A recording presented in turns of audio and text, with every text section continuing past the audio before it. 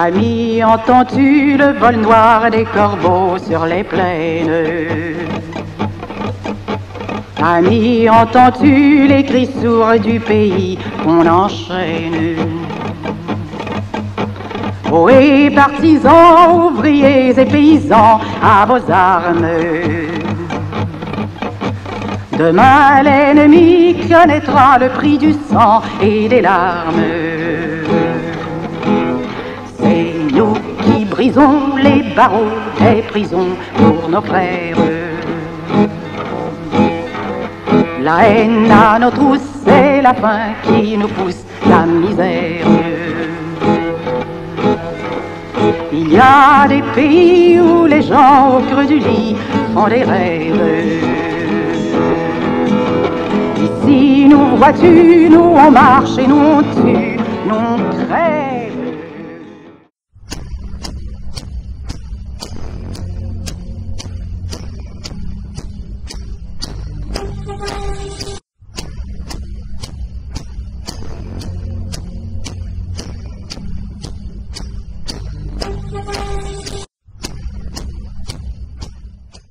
Je voudrais d'abord remercier de tout cœur les dirigeants de votre université de me permettre de vous rencontrer aujourd'hui. Je voudrais aussi, puisque j'étais ce matin pour rendre hommage à l'escadrille Normandie-Niemen, profiter de cette occasion pour remercier la Russie qui a fourni, on l'oublie parfois en Europe, le plus gros effort de guerre militaire et humain contre le fascisme au prix de 27 millions de morts. J'ai donc voulu rendre hommage à cette fraternité d'armes entre les combattants français et les combattants russes. Je n'oublie pas non plus que la première défaite allemande était en décembre 1941 aux portes de Moscou.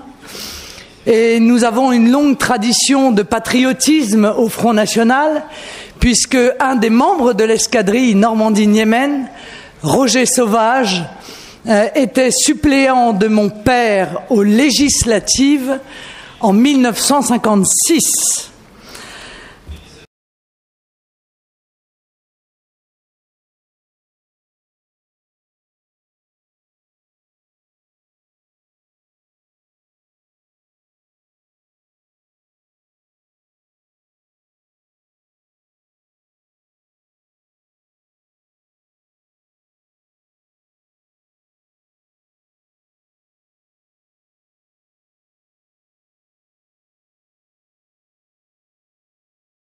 Quand une bombe tic-tac, tic-tac, tic-tac doit exploser dans 1 heure ou dans 2 heures et accessoirement peut faire 200 ou 300 victimes civiles, où il est utile de faire parler la personne pour savoir où est la bombe. Même sous la torture. Ouais.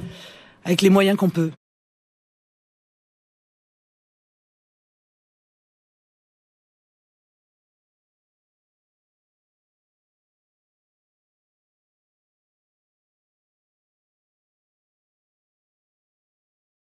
Où es-tu, mon pilote français, mon copain, compagnon de la route de guerre?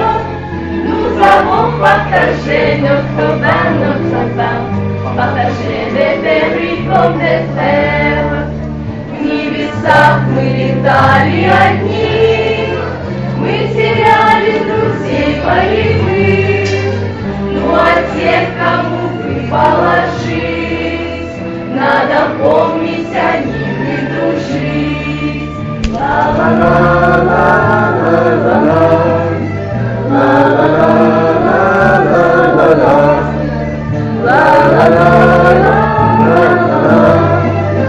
Надо помнить о них и дружить. Il serait vain, a dit Joseph Darnan, de dénombrer toutes les causes de troubles et de désordre. Un danger domine tous les autres, le bolchevisme. Contre le bolchevisme, la milice française.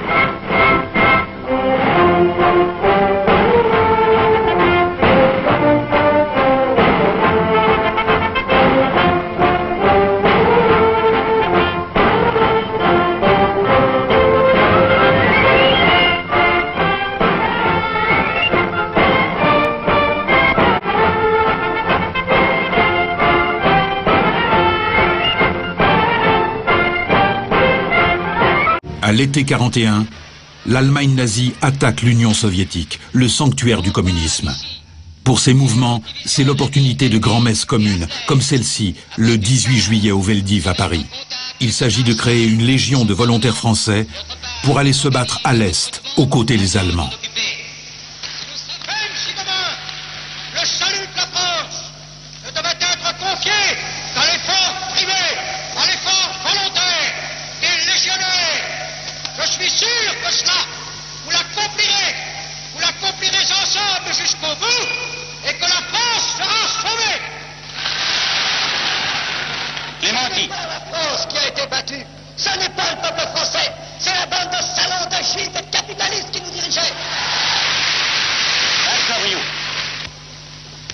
Disons-le tout net, si la France veut rester une puissance européenne et mondiale, si la France veut rester digne de l'Europe, il faut qu'elle se batte avec elle contre le bolchevisme. Il n'y a pas d'autre issue pour nous.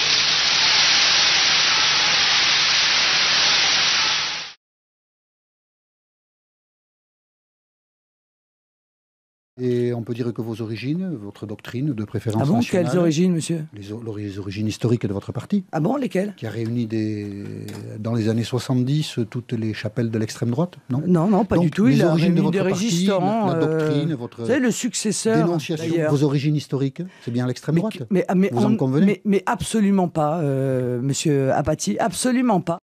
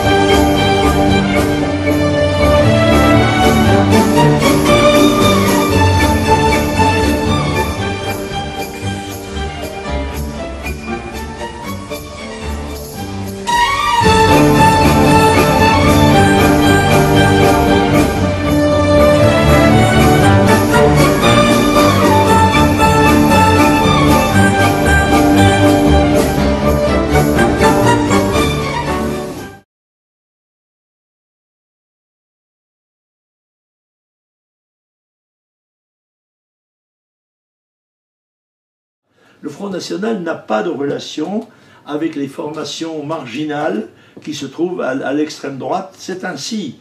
Et jamais... Un homme est mort hier soir à Paris, il avait 18 ans, il a été battu à mort par des militants d'extrême droite. Le Front National n'a aucun rapport, ni de près, ni de loin, avec cette agression. Vous dites ne pas connaître les JNR, les jeunesses nationalistes révolutionnaires, mais vous connaissez son chef de file, Serge Ayoub? Oui, mais je l'ai rencontré une fois, et j'en ai conclu que nous n'avions pas grand-chose à se dire et rien à faire ensemble. Au milieu des décombres, troisième voie surgit.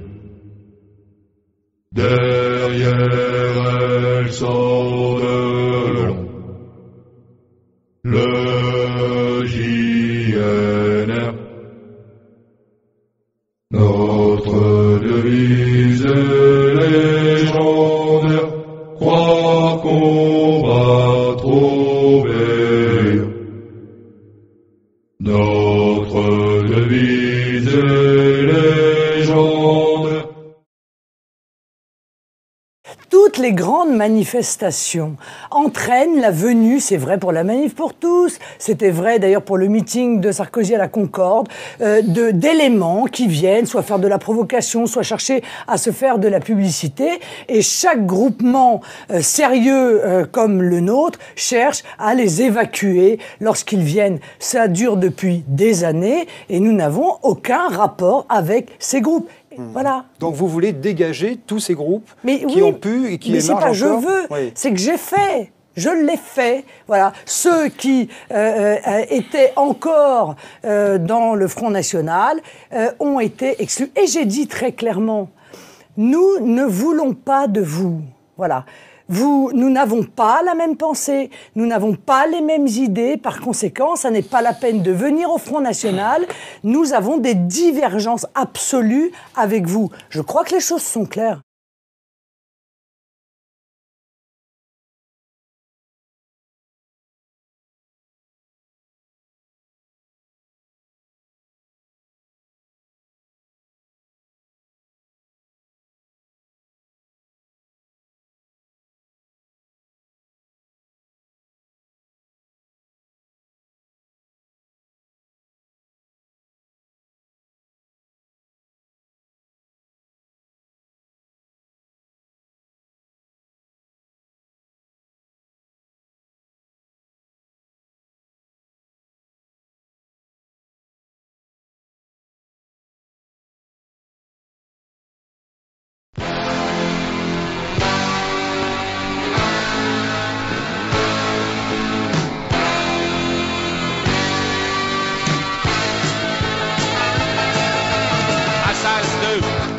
Paris, université nationaliste.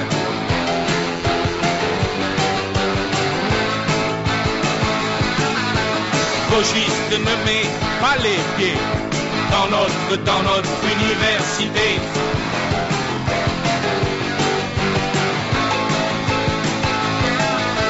Si tu as un peu de bon sens, rejoins le groupe Union Défense.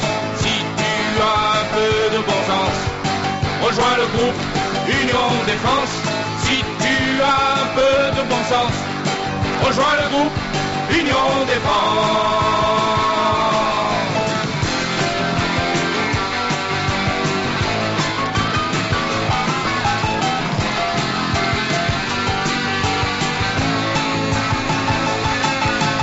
Étudiants, ne sois pas manipulé par des meneurs politisés.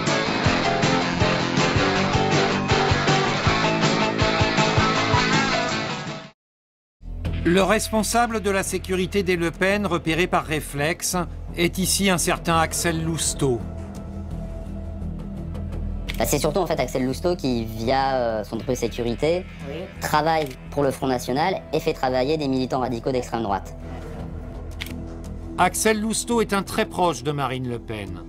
Il est trésorier de son association de financement, Jeanne. Pourtant, Lousteau n'est pas un tendre. Réflexe l'a identifié sur des images lors de fins de manif pour tous un peu houleuses au printemps 2013. Ce jour-là, les organisateurs de la manif appellent à la dispersion pour éviter les débordements. Lousteau préfère provoquer. Avant l'intervention, merci de quitter les lieux calmement, de rentrer chez vous avant l'intervention des forces de l'ordre. Je vous remercie de votre soutien et vous souhaite une bonne fin de soirée.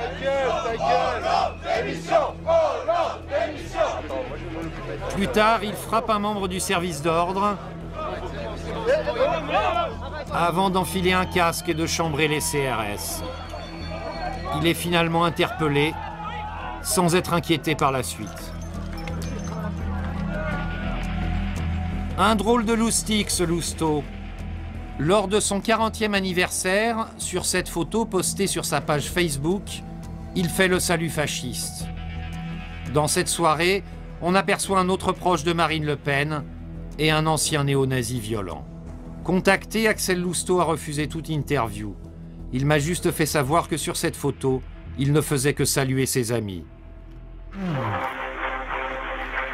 au Front National. Nous allons donner suite à votre appel. Veuillez patienter. Nous avons contacté Marine Le Pen pour savoir pourquoi Axel Lousteau fait toujours partie de son entourage. Son attaché de presse a immédiatement fait barrage. Oui, allô? Oui, bonjour monsieur. Je suis en train de terminer un sujet sur la recrudescence des violences de groupes d'ultra-droite radicaux. Et j'aimerais interviewer Marine Le Pen à ce sujet, parce qu'elle a condamné ces groupes. On n'a rien à voir avec ces gens-là, monsieur. Oui, ben, ça serait bien qu'elle nous l'explique, justement. Oui, d'accord. Je croyais qu'actuellement, je crois qu'on a quand même pas mal de choses à faire autrement que parler de ces gens. Il se trouve que dans les services d'ordre de certaines manifestations du 1er mai, c'est monsieur Lousteau, en général, qui organise ces services d'ordre. Ce ne sont pas des gens du Front National, monsieur. Non. Vous téléphonez au service de presse officiel du Front National. Je ne peux pas vous aider, monsieur. Ben, c'est le trésorier de son association de financement. Mais attendez, monsieur, mais je n'ai pas à vous répondre. Moi, je suis l'attaché de presse du Front. Oui, mais c'est pour ça que je voulais vous poser la question à elle, précisément. Non. Marine Le Pen n'a pas donné suite à notre demande d'interview. En croyant tout révolutionner, tu fais le jeu de cette société.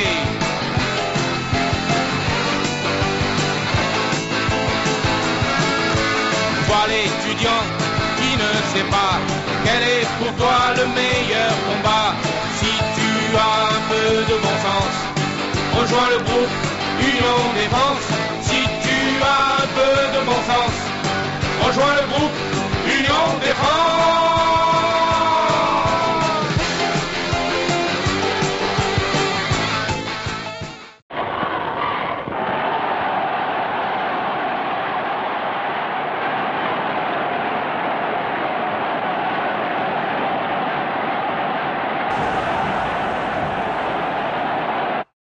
En son grand quartier général, le Führer reçoit le général Lief, le général Gille et le capitaine de Grelle.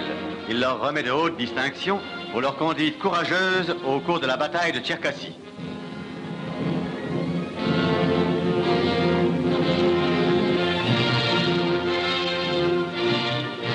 Le chef du groupe de combat Wallonie, le capitaine de Grelle, est décoré de la croix de chevalier.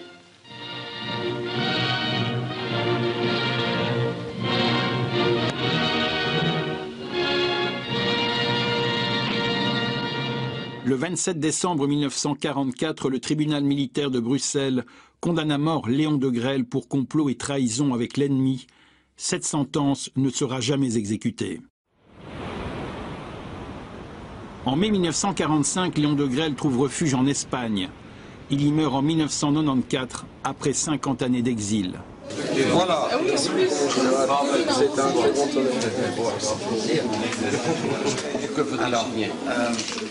toute l'Europe allait le visiter, c'était quelqu'un qui était un peu un centre. Les jeunes nationalistes européens essayaient de le voir, essayaient de le rencontrer. Sur Paris, on était un noyau dur d'une centaine de personnes. Il fallait quand même le faire, parce qu'on payait de notre poche notre voyage, c'était quand même quelque chose. Quand on était étudiant, c'était pas facile de se payer le transport jusqu'à Madrid ou jusqu'à Malaga. Et donc on arrivait malgré l'interdiction, parce que je crois qu'à l'époque il n'avait pas le droit de se réunir, on arrivait à organiser des réunions dans des restaurants. Quand je dis c'était un aimant parce que au-delà donc du cercle politique, du sérail politique qui pouvait le rencontrer régulièrement, il avait toutes sortes de personnes improbables chez lui, des consuls, des banquiers, des artistes. Il n'y a pas eu un dîner chez lui, donc ensuite quand je suis allé le voir régulièrement, où je ne tombais pas sur des gens d'horizons complètement différents, et qui n'allaient pas voir De Grelle parce qu'ils étaient convaincus politiquement, parce qu'ils avaient besoin de rencontrer Léon De Grelle, parce qu'il fallait qu'ils sachent qui était Léon De Grelle.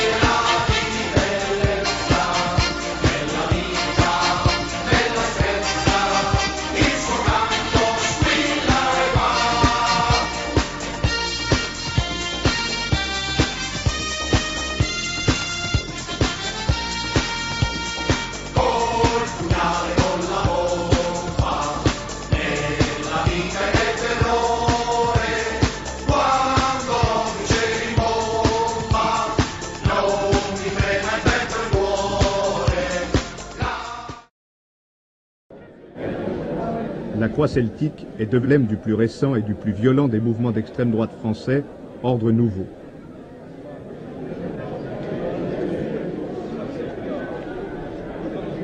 Parmi les héros des jeunes fascistes français, Brasillac, Primo de Rivera et Mussolini.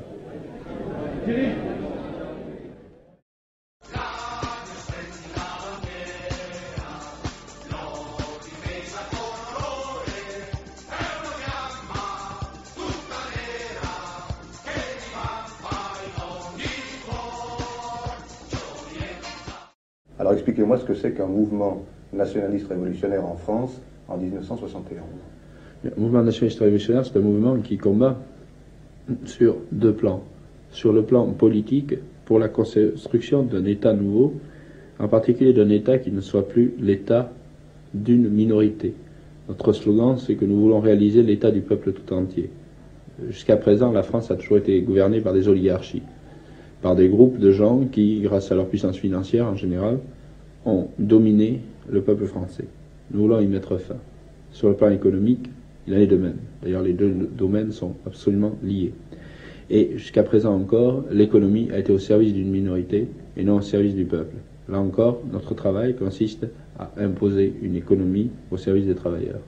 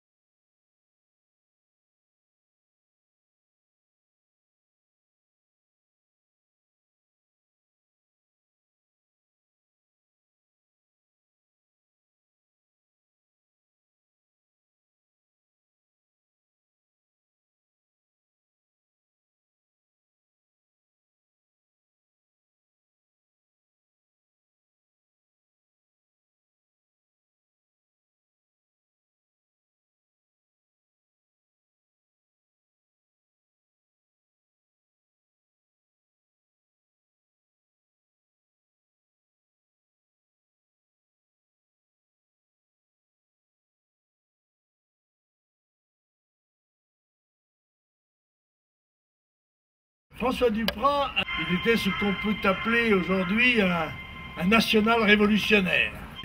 Avait milité dans les partis d'extrême droite et à Occident, puis à Ordre Nouveau. Un militant exemplaire, engagé jusqu'à la mort.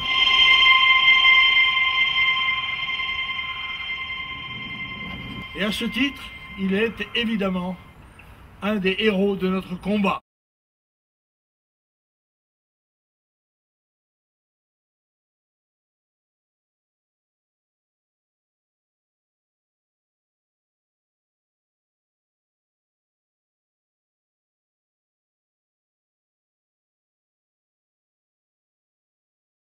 Vous avez dit tout à l'heure, Marine Le Pen, que la violence n'était jamais anodine. Nous avons tous noté que lorsque l'écrivaine d'extrême droite, Dominique Vénère, s'est suicidé le 20 mai dans la cathédrale Notre-Dame, vous lui avez témoigné votre sympathie. Je vous cite: tout notre respect à Dominique Vénère, dont le dernier geste, c'est-à-dire le suicide, éminemment politique, aura été de tenter de réveiller le peuple français. Donc enfin, la violence peut avoir une finalité politique positive. Non mais monsieur Vénère n'a fait de mal à personne, à non, part à il s'est lui-même. suicidé. Bon, donc la violence, il l'a commise contre lui-même. Ça reste encore une liberté aussi, monsieur Apathy, que de mettre fin à ses jours. Et ce geste d'éminemment politique. C'est lui qui l'a qualifié ainsi, monsieur. C'est vous, madame, qui l'avez qualifié ainsi. Non, mais monsieur, c'est lui qui a qualifié son geste de politique. Il l'a expliqué politiquement. Ce que je veux dire, c'est qu'il ne s'agissait pas d'un geste de déséquilibré. Il s'agissait, dans l'esprit de M. Vénère, d'un geste politique. On peut tout de même lui accorder ça. On peut le trouver scandaleux, ce geste. On peut le trouver choquant. On peut le trouver blasphématoire. Et vous l'avez trouvé comment? Excessif. On peut le trouver inutile. On peut le trouver tout ce qu'on veut. Vous l'avez trouvé positif? C'était un geste... Mais non, mais pourquoi vous me dites ça? Tout notre respect. Mais on peut avoir du respect pour un homme, tout de même, monsieur Apathy, y compris s'il se suicide, excusez-moi, mais je trouve votre question un peu particulière. Et son encore une geste fois, aura été vous avez de tenter de réveiller. Non, mais la manière dont vous mélangez toutes ces affaires, monsieur Apathy, est profondément malhonnête.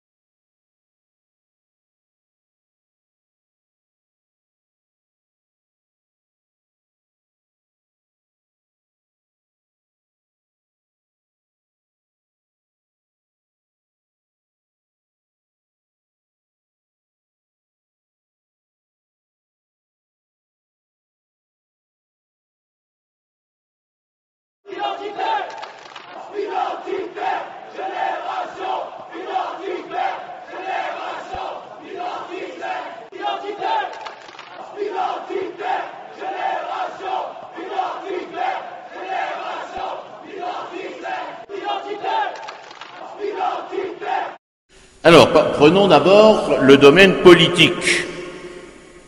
Saint-Pédis dit aux évêques du Canada le 10 juillet 1911, « Il ne sera pas possible de tout restaurer dans le Christ autant que c'est faisable, si l'esprit du Christ, outre les mœurs de chacun et celles de la famille, n'a pas pénétré les institutions politiques. » Au consistoire du 27 mai 1914, il dit « Ne cessez jamais de répéter que si le pape aime et approuve les associations catholiques qui visent au bien matériel, il a toujours inculqué que doit y prévaloir le bien moral et religieux, et qu'au juste et louable dessein d'améliorer le sort de l'ouvrier et du paysan, doivent toujours s'unir l'amour de la justice et l'usage des moyens légitimes pour maintenir entre les diverses classes sociales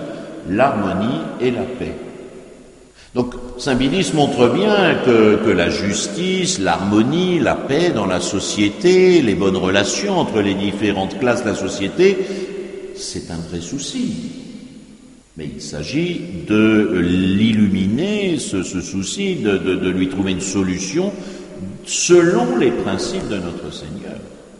Non pas dans la lutte des classes, le communisme, ou dans la suppression de la propriété privée, ou dans d'autres illusions, où il y a la société, où on est tous frères, tous égaux, enfin vous connaissez toutes ces erreurs.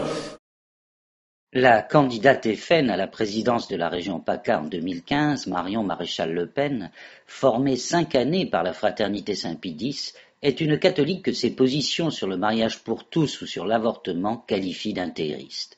Plus radicale sur ces sujets que sa tante Marine, voire que son grand-père, Marion Maréchal Le Pen, est pour la suppression des subventions allouées au planning familial au motif que, je cite, « ce sont des associations très politisées et qui portent de mon point de vue une approche assez banalisée de l'avortement qui me pose des difficultés ».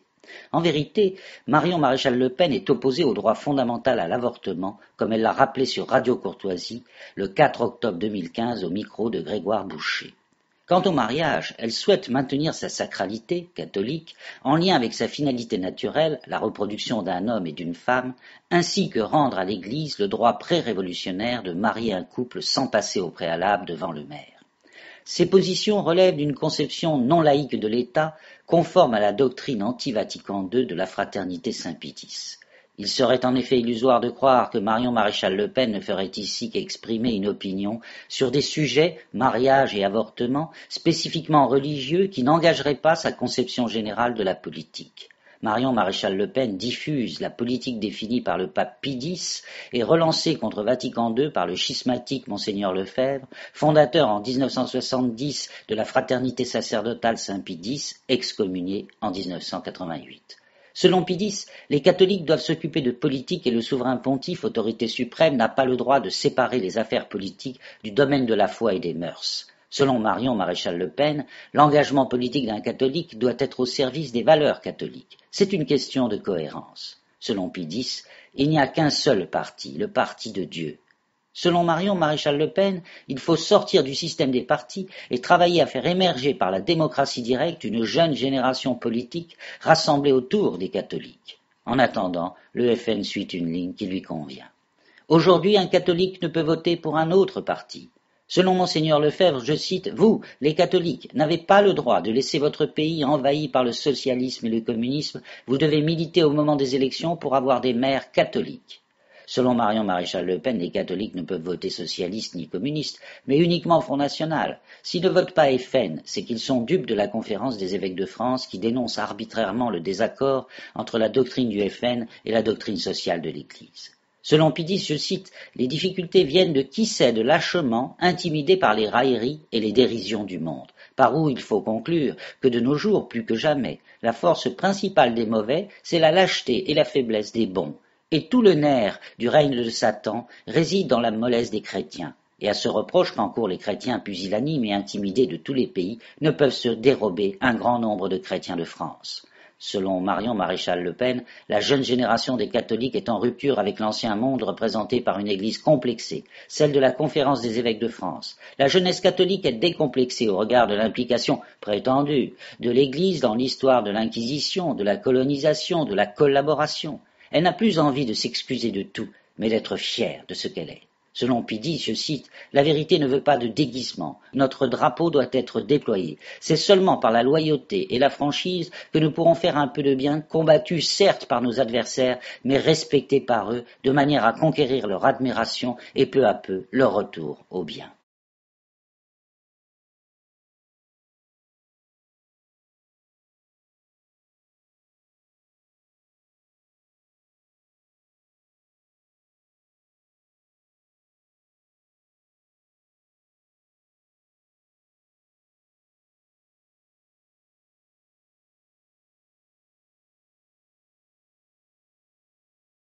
Selon Marion Maréchal Le Pen, comme l'ont illustré Jean-Marie et Marine Le Pen, il ne faut pas être prisonnier, je cite, des mots que nous imposent nos adversaires politiques et donc des barrières mentales qui accompagnent ces mots.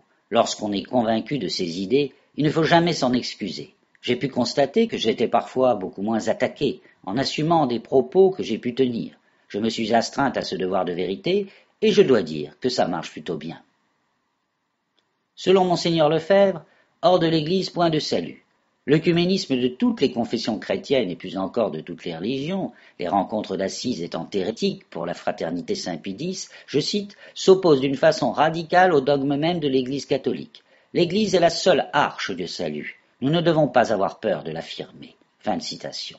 Il y a incompatibilité entre l'évangélisation et l'œcuménisme.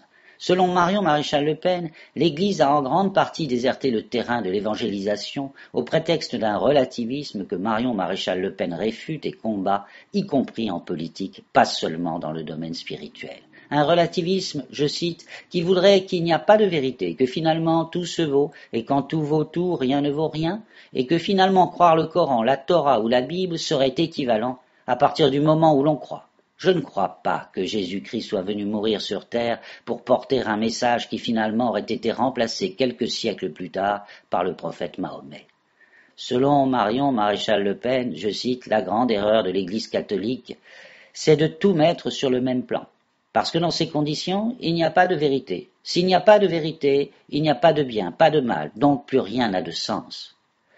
La vérité n'est donc pour Marion Maréchal Le Pen que religieuse et exclusivement catholique, et c'est sur son fondement que doit se bâtir la morale et la politique. Elle a moins ici le sens de la révélation que celui métaphysique, médiéval et thomiste de l'adaequatio intellectus ad rem, l'adéquation de la pensée aux choses telles que Dieu les a créées pour toute la durée des temps. La civilisation n'est plus à inventer, ni la cité nouvelle à bâtir dans les nuées, écrit Pidis dans une lettre de 1910. Elle a été, elle est. C'est la civilisation chrétienne, c'est la cité catholique. Il ne s'agit que de l'instaurer et de la restaurer sans cesse sur ses fondements naturels et divins. Selon Pidis, on ne peut délibérer en vue du bien de l'État si la religion n'a pas pénétré les institutions politiques. Je cite, « La religion étant la gardienne jalouse de la loi morale, fondement naturel de l'ordre social, il s'ensuit que pour rétablir l'ordre dans la société bouleversée, rien n'est plus nécessaire que de remettre en honneur les principes religieux. Tout catholique doit se souvenir avant tout d'être en toutes circonstances et de se montrer vraiment catholique, assumant et exerçant les charges publiques, avec la ferme et constante résolution de promouvoir autant qu'il le peut le bien social et économique de la patrie, et particulièrement du peuple, suivant les principes de la civilisation nettement chrétienne. » Selon Pidis, même dans l'ordre des choses temporelles, le chrétien n'a pas le droit de mettre au second rang les intérêts surnaturels. La question sociale et les controverses qui s'y rattachent relativement à la nature et à la durée du travail, à la fixation du salaire, à la grève, ne sont pas purement économiques et susceptibles dès lors d'être résolues en dehors de l'autorité de l'Église. Selon l'abbé de Cacrès, supérieur du district de France de la fraternité Saint-Pie-X, les principes qui gouvernent les hommes dans les sociétés politiques doivent être soumis à l'ordre de notre Seigneur Jésus-Christ.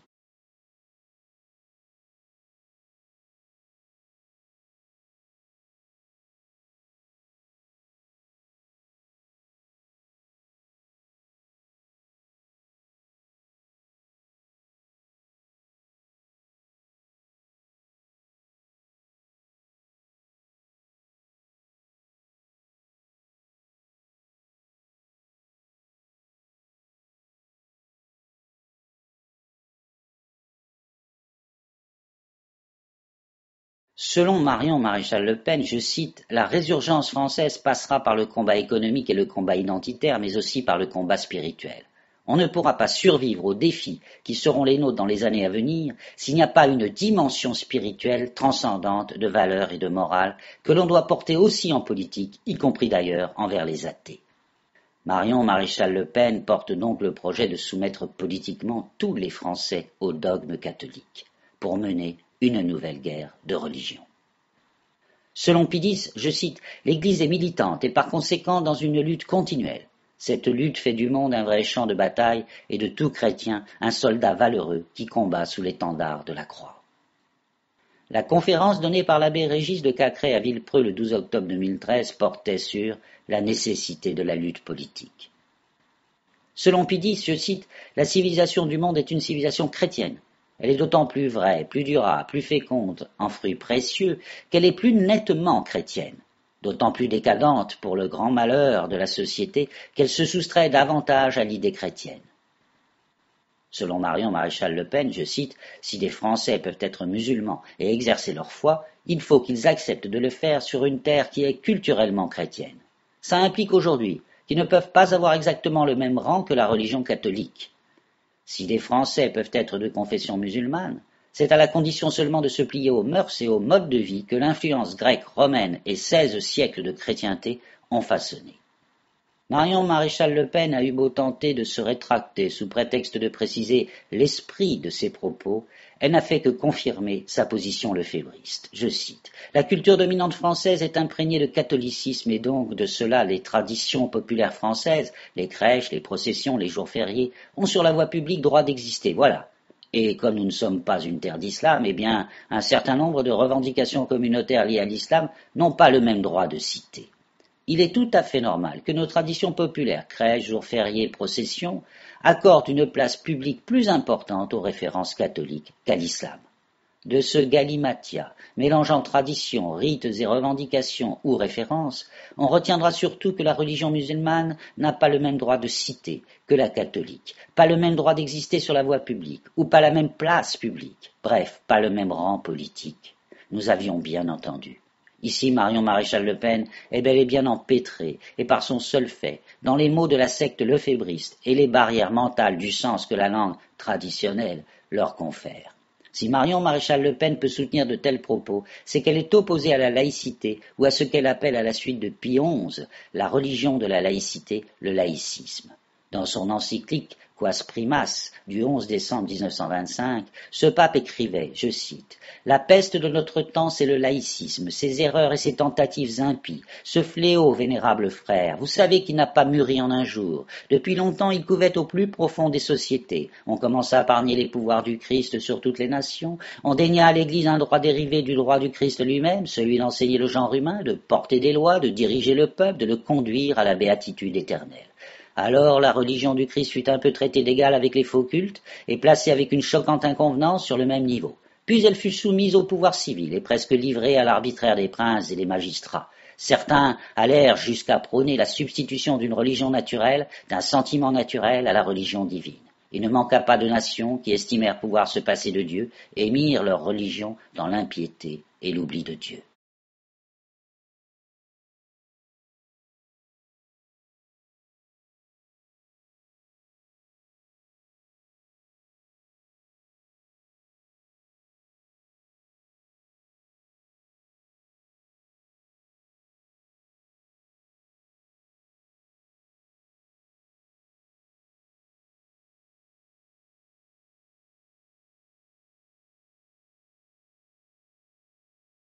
Marine Le Pen avait déjà tenté de soutenir dans un de ses discours embrouillés et confus que la laïcité était une idée chrétienne. Selon Marion Maréchal Le Pen, je cite, « La laïcité est un outil utile contre la propagation des revendications de certains musulmans. En revanche, il ne faut pas tomber dans le laïcisme, c'est-à-dire la religion de la laïcité, qui voudrait que l'on rejette la religion hors de toute sphère publique. La France est un pays chrétien, d'identité chrétienne, de racines chrétiennes.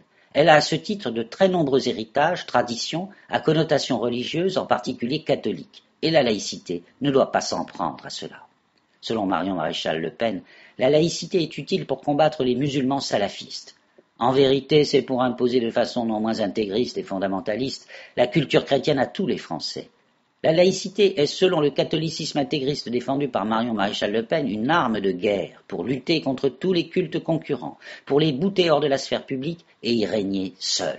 C'est pourquoi Marion Maréchal Le Pen déclare « Je combats la laïcité vue par la gauche parce que c'est une laïcité aseptisée. On supprime tout ce qui peut avoir une référence à nos racines catholiques dans le cadre de la sphère publique. » C'est le débat que l'on a eu sur les crèches, dans les mairies. Selon Pidis, la foi ne doit pas seulement s'exprimer dans le domaine privé, mais également sur les places publiques, dans les assemblées populaires. Mais la laïcité républicaine, qui ne doit souffrir aucune exception, impose une invisibilité publique aux cultes, tout comme du reste l'œcuménisme leur impose une ecclésialité invisible, de cœur, de pure foi, alors que le projet politique intégriste exige pour l'Église la plus grande visibilité. Les crèches ou les processions, etc., invoquées de façon bénigne par Marion Maréchal Le Pen, ont bon dos. Derrière cette argutie se cache un tout autre projet qui n'est rien moins que la restauration de la doctrine de saint Paul sur le pouvoir. C'est la thématique du Christ roi. Selon Pidis, je cite, « Dieu n'est pas seulement le Seigneur et Maître des hommes consacrés individuellement, mais il l'est aussi des nations et des États. Il faut donc que ces nations et ceux qui les gouvernent le reconnaissent, le respectent et le vénèrent publiquement. » Non, il faut le rappeler énergiquement dans ces temps d'anarchie sociale et intellectuelle où chacun se pose en docteur et en législateur. On ne bâtira pas la cité autrement que Dieu ne l'a bâtie, on n'édifiera pas la société si l'Église n'en jette les bases et ne dirige les travaux. Non, la civilisation n'est plus à inventer, ni la cité nouvelle à bâtir dans les nuées. Elle a été, elle est. C'est la civilisation chrétienne, c'est la cité catholique. Il ne s'agit que de l'instaurer et de la restaurer sans cesse sur ses fondements naturels et divins contre les attaques toujours renaissantes de l'utopie malsaine, de la révolte et l'impiété. Aujourd'hui, le projet porté par Marion Maréchal Le Pen apparaît similaire à celui de Daesh. Il tente à instaurer un État religieux intolérant, anti-républicain, anti-humaniste par une lutte à mort. Quand elle évoque nos difficultés à venir, Marion Maréchal Le Pen déclare « On a des gens qui iront mourir contre nous pour Allah. A-t-on en face envie de mourir pour la République ou pour la laïcité quand on voit comment ces termes ont été vidés de leur sens ?» Nous l'avons compris. Pour Marion Maréchal Le Pen, nous ne gagnerons la guerre contre l'islam que si nous remplissons ces termes d'un sens catholique. La doctrine du salut a besoin de cette guerre pour prospérer et cette guerre a besoin de la doctrine du salut qui seule nous rendra la capacité de mourir pour Dieu. Et Marion Maréchal Le Pen engage déjà les hostilités en appelant les catholiques à se décomplexer comme les musulmans, par exemple à s'affranchir du mariage civil pour s'unir religieusement sans passer devant le maire. Elle les appelle ainsi à forcer le débat, à ne pas se laisser faire, c'est-à-dire à désobéir à la loi républicaine. Selon saint Pidis, je cite, « Il faut se battre avec le poing. Dans un duel, on ne compte ni ne mesure les coups. On frappe comme on peut. On ne fait pas la guerre avec la charité. C'est un combat, un duel. »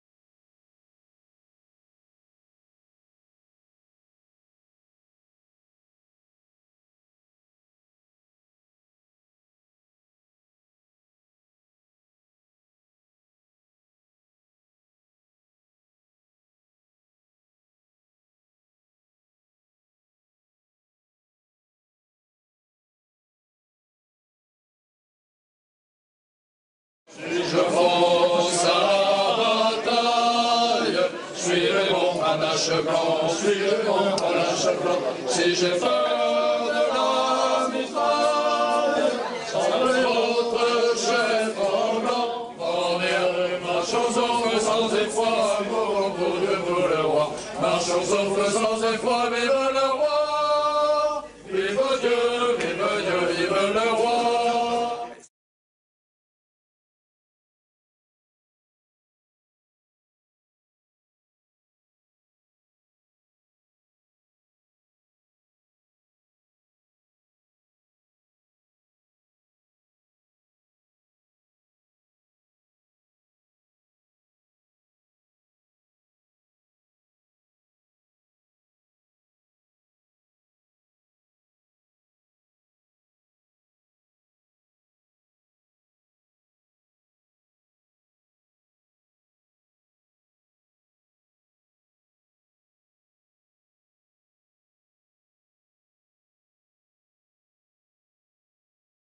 Le projet porté par Marion Maréchal Le Pen est une tentative contre-révolutionnaire de restauration de l'Ancien Régime ou d'instauration d'un nationalisme royaliste de type maurassien. Sous l'occupation, il conduisit les disciples de Maurras à toutes les compromissions avec le régime de Vichy et les nazis. Il lie, aujourd'hui, la fraternité Saint-Pédis au milieu de l'extrême droite et de la collaboration. C'est au prieuré Saint-Joseph de Nice, acquis par la fraternité Saint-Pédis en 1987, que l'on a retrouvé en 1989 Paul Touvier, milicien coupable de crimes contre l'humanité. Après sa mort en 1996, hommage lui a été rendu en l'église Saint-Nicolas du Chardonnay, église que la fraternité s'est appropriée par la force en 1977 et qui, naguère fréquentée par les collaborationnistes Brignot et Gaucher, compte parmi ses fidèles une bonne partie de l'extrême droite, dont Jean-Marie et Marine Le Pen et le bigot Bruno Gollnisch. Dans sa campagne pour les élections régionales en PACA, Marion Maréchal Le Pen se targue du soutien de Roberto Maroni, gouverneur de la fasciste Ligue du Nord de Lombardie, et elle s'est alliée avec les néo-nazis niçois de Nissa Rebella, l'antenne niçoise du bloc identitaire, par le truchement de leur ancien porte-parole Philippe Vardon, gratifié d'une 5e place sur la liste FN pour les Alpes-Maritimes contre quelques milliers de voix attendues. Marion Maréchal Le Pen partage avec Vardon la même conception d'une identité nationale et d'une culture substantielle, raciale pour Vardon, menacée par l'importation de la culture musulmane. Cet individu a été condamné en 2007 à plusieurs mois de prison pour incitation à la haine raciale et reconstitution de ligue dissoute. La justice a en effet considéré que les jeunesses identitaires, mouvement fondé par Vardon, était une émanation d'unité radicale cofondée par Thierry Maillard, dont Vardon était membre et qui fut dissoute après l'attentat raté de juillet 2002 contre le président Chirac par Maxime Brunery, proche de ce mouvement. Voici Vardon, au bout de la flèche orange, en train d'entonner lors d'un concert privé en 1998 un chant néo-nazi du groupe Evil Skins, dont les paroles disent notamment « Nous sommes la Zyklon Army, l'armée des skinheads ». Quelques jours après son adhésion au FN en 2013, devant le tollé médiatique suscité par le rappel de ces images extraites du documentaire Skin or Die, réalisé par Daniel Schweitzer et diffusé par Arte en 1998, Philippe Vardon avait été exclu du mouvement de Marine Le Pen.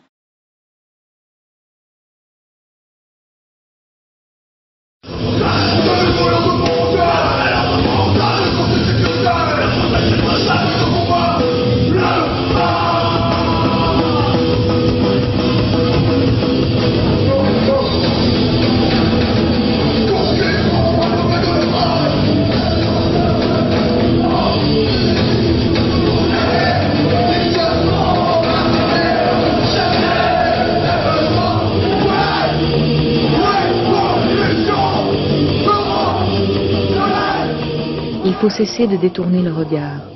Il ne faut pas être sourd à ce qui se passe. Ces jeunes qui, un jour, ont décidé de se raser le crâne, se tatouer des croix gammées sur la peau, s'engagent dans un combat peuplé de vieux démons.